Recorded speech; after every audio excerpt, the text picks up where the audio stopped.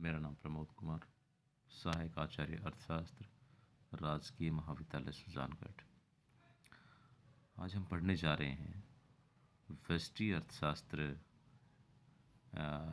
का टॉपिक है, और जिसमें हम बात कर रहे हैं परिवर्तनशील अनुपातों के नियम की। इससे पहले हमने बात की थी उत्पत्ति के नियमों के बारे में, और उत्पत्ति के नियम के संबंध में हमने बताया था कि उत्पत्ति के नियम का संबंध अल्पकाल से।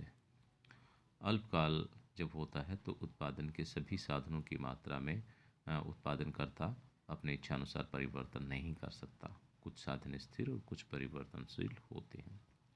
तो यहाँ उत्पत्ति के नियम का तात्पर्य ये था कि अल्पकाल में अन्य साधनों की मात्रा को स्थिर रखकर जब एक या कुछ साधन की मात्रा में परिवर्तन किया जाता है और इसका जो प्रभाव उत्पादन पर पड़ता है, उसकी व्याख्या को हमने उत्पत्ति के नियम कहा था।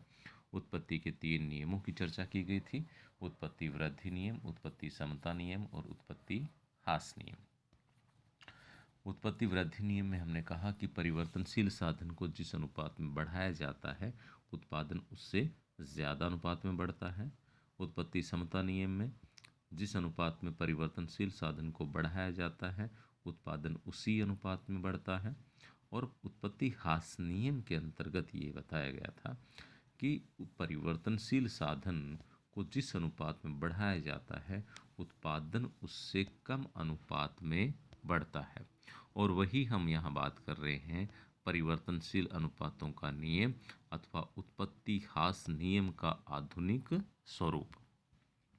आधुनिक अर्थशास्त्रियों ने इस नियम को सर्वव्यापी नियम बना दिया। उनके अनुसार उत्पत्ति ह्रास नियम केवल कृषि क्षेत्र में ही लागू नहीं होता, बल्कि उत्पत्ति के प्रत्येक क्षेत्र में लागू होता है। आधुनिक अर्थशास्त्रियों ने उत्पत्ति ह्रास नियम की व्यापक क्रियाशीलता पर जोर देते हुए इस नियम को परिवर्तनशील अनुपातों का नियम के नाम से पुकारा है। इस नियम को आधुनिक अर्थशास्त्रियों ने अनुपातों का नियम, प्रतिफलों का नियम, सीमांत उत्पादकता ह्रास नियम कहा है। प्रोफेसर बॉल्डिंग इसे अंततः गिरती हुई सीमांत भौतिक उत्पादकता सिद्धांत कहना पसंद करते हैं। अब हम बात कर रहे हैं, ये जो नियम है परिवर्तनशील अनुपातों का नियम, इस नियम की जो व्याख्या है एक उदाहरण और डायग्राम के माध्यम से, और साथ में हम बात करेंगे परिवर्तनशील अनुपातों के नियम की 3 अवस्थाओं के बारे में। 3 अवस्थाएं जहां एक टेबल दी गई है, और इस टेबल में ये दर्शाया गया है कि जहां एक तरफ श्रम की इकाइयां हैं जो 9 तक दर्शाई गई हैं, जो परिवर्तनशील साधन है। दूसरा जो कॉलम है उसमें कुल उत्पादन को दर्शाया गया है। तीसरा जो कॉलम है उसमें सीमांत उत्पादन, चौथा कॉलम में औसत उत्पादन को दर्शाया गया है, और जो अंतिम कॉलम है उसमें उत्पादन की अवस्थाओं के बारे में बताया गया है। अब यदि हम इन अवस्थाओं के बारे में देखें तो जो प्रथम अवस्था है उसमें आप देखें कि यहाँ ये जो टेबल दी गई थी, इस टेबल को यदि हम डायग्राम में दर्शाएं तो इस तरीके के डायग्राम दिखेंगे, जो रेखा चित्र 2A और यहाँ 2B जो है ये यहाँ देखने को मिलेंगी यदि उन आंकड़ों को हम यहाँ दर्शाएं।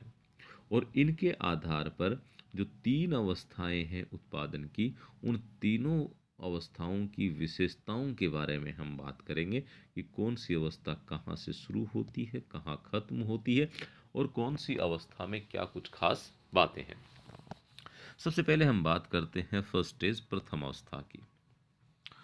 परिवर्तनशील साधन श्रम की 4 इकाइयों के प्रयोग तक उत्पादन की प्रथम अवस्था है। इस अवस्था में ज्यों-ज्यों श्रम की उत्तरोत्तर इकाइयां बढ़ाई जाती हैं, तो स्थिर साधनों का अपेक्षाकृत अच्छा एवं पर्याप्त उपयोग होने से सीमांत उत्पत्ति और औसत उत्पत्ति दोनों बढ़ने से कुल उत्पादन भी बढ़ता है। सीमांत उत्पत्ति एमपी जब तक उत्तरोत्तर बढ़ती दर से बढ़ती है तो कुल उत्पत्ति भी बढ़ती दर से बढ़ती है। यही कारण है कि जब सीमांत उत्पादन एमपी उच्चतम बिंदु पर पहुंचता है तब कुल उत्पादन टीपी में बढ़ती दर से वृद्धि होती है। जैसे रेखा चित्र 2a में सीमांत उत्पत्ति वक्र के ए बिंदु के ऊपर ओ से ई तक कुल उत्पत्ति वक्र ऊपर की ओर नतोदर है। उस बिंदु के बाद सीमांत उत्पत्ति में गिरावट के कारण कुल उत्पादन घटती दर से बढ़ता है। अतः ई बिंदु को मोड़ बिंदु अथवा झुकाव बिंदु पॉइंट ऑफ फ्लेक्चर कहते हैं। प्रथम अवस्था श्रम की चौथी इकाई तक है। इस इकाई तक औसत उत्पत्ति एपी में निरंतर वृद्धि होती है और इस बिंदु पर सीमांत उत्पत्ति एमपी तथा औसत उत्पत्ति एपी दोनों बराबर है। यानी कि जो प्रथम अवस्था है, इस प्रथम अवस्था में हम ये देखें कि पहले कुल उत्पादन बढ़ती दर से बढ़ता है और जब कुल उत्पादन बढ़ती दर से बढ़ता है तो सीमांत उत्पादन बढ़ता हुआ होता है, जो ए बिंदु तक दर्शाया गया है। उसके पश्चात कुल उत्पादन घटती दर से बढ़ता है ई से एफ तक और तब यहाँ सीमांत उत्पादन घटता हुआ होता है लेकिन धनात्मक होता है। लेकिन इस पूरे काल में यानी कि 4 इकाइयों तक यदि हम औसत उत्पादन की बात करें तो वो लगातार बढ़ता हुआ होता है। तो प्रथम अवस्था वहां तक चलती है जहां औसत उत्पादन अधिकतम होता है और औसत उत्पादन जहां अधिकतम होता है वहां सीमांत उत्पादन इसके बराबर होता है। अब हम बात कर रहे हैं दूसरी अवस्था की। दूसरी अवस्था में यदि हम बात करें कुल उत्पादन की तो कुल उत्पादन एफ से जी तक घटती हुई दर से बढ़ रहा है और जी बिंदु पर अधिकतम हो जाता है। जब कुल उत्पादन घटती हुई दर से बढ़ता है तो हम यहाँ देख रहे हैं कि सीमांत उत्पादन लगातार घट रहा है, लेकिन खास बात यह है कि यह धनात्मक है। औसत उत्पादन निरंतर घट रहा होता है। तो ये प्रक्रिया जो दूसरी स्टेज है वो वहाँ से शुरू होती है जहाँ पहली स्टेज खत्म होती है। यानी कि दूसरी जो अवस्था है वो वहाँ से शुरू होती है जहाँ औसत उत्पादन अधिकतम और सीमांत उत्पादन उसके बराबर होता है। उसके पश्चात जैसे जैसे श्रम की इकाइयाँ बढ़ाते जाते हैं कुल उत्पादन घटती हुई दर से बढ़ता है और ये अधिकतम हो जाता है। और जब कुल उत्पादन अधिकतम होता है वहाँ सीमांत उत्पादन शून्य होता है और ये दूसरी अवस्था का अंत है। यानी कि दूसरी अवस्था कहाँ तक चलती है कि जहाँ कुल उत्पादन अधिकतम हो जाता है और उन इकाइयों पर सीमांत उत्पादन शून्य होता है। यदि हम बात करें तीसरी अवस्था की तो 6 इकाइयों के बाद इस उदाहरण में हम ये देख रहे हैं कि आगे और जब इकाइयां हम बढ़ा रहे हैं तो कुल उत्पादन बढ़ने के बजाय घट रहा है। तो जब कुल उत्पादन यहाँ घट रहा है तो सीमांत उत्पादन ऋणात्मक हो जाता है और औसत उत्पादन निरंतर घटता हुआ होता है लेकिन कभी शून्य नहीं होता। तो यहाँ जो तीसरी अवस्था है उसके अंतर्गत कुल उत्पादन घटता हुआ होता है, सीमांत उत्पादन ऋणात्मक होता है और औसत उत्पादन भी लगातार घटता हुआ होता है।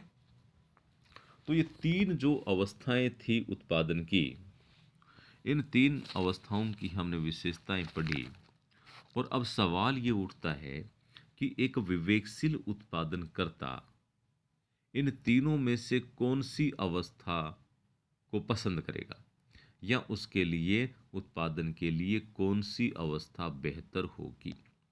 तो हम कह सकते हैं कि उत्पादक फर्मों की दृष्टि से उत्पादन की प्रथम अवस्था तथा तृतीय अवस्था दोनों ही अनुपयुक्त हैं, क्योंकि प्रथम अवस्था में स्थिर साधन की मात्रा परिवर्तनशील साधन की मात्रा के मुकाबले बहुत अधिक अनुपात में होने के कारण स्थिर साधन का पूरा पूरा उपयोग नहीं हो पाता, जबकि तृतीय अवस्था में स्थिर साधन की मात्रा से परिवर्तनशील साधनों की मात्रा का अनुपात कहीं अधिक होने के कारण परिवर्तनशील साधनों की सीमांत उत्पत्ति ऋणात्मक हो जाती है, जिससे कुल उत्पत्ति तथा औसत उत्पत्ति में गिरावट आती है। अतः उत्पादन की द्वितीय अवस्था ही आर्थिक दृष्टि से विवेकपूर्ण उत्पादन की अवस्था है, जिसमें फर्म उत्पादन साधनों की उतनी इकाइयां लगाएंगी कि प्रचलित साधन मूल्यों पर साधनों का अनुकूलतम संयोग कर अधिकतम लाभ और अधिकतम उत्पादन प्राप्त किया जा सके। दूसरे शब्दों में, उत्पादक श्रम की 4 इकाइयों से कम तथा 6 इकाइयों से अधिक को काम पर नहीं लगाएगा, इसलिए दूसरी अवस्था ही उपयुक्त अवस्था है। यानी कि 3 अवस्थाओं के बारे में हमने बात की और अब सवाल ये उठा कि इन तीनों में से कौन सी अवस्था बेहतर है।